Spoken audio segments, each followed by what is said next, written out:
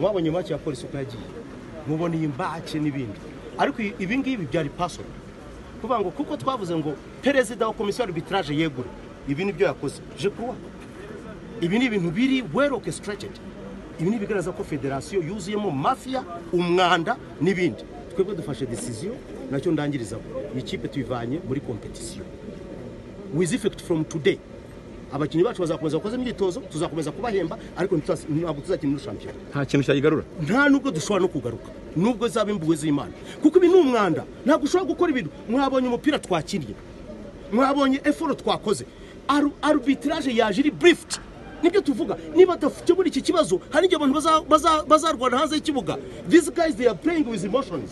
ibyo mu byumve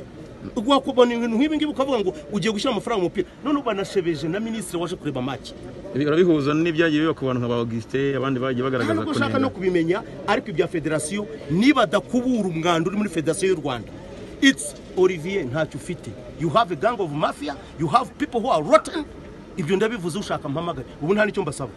I'm taking the team out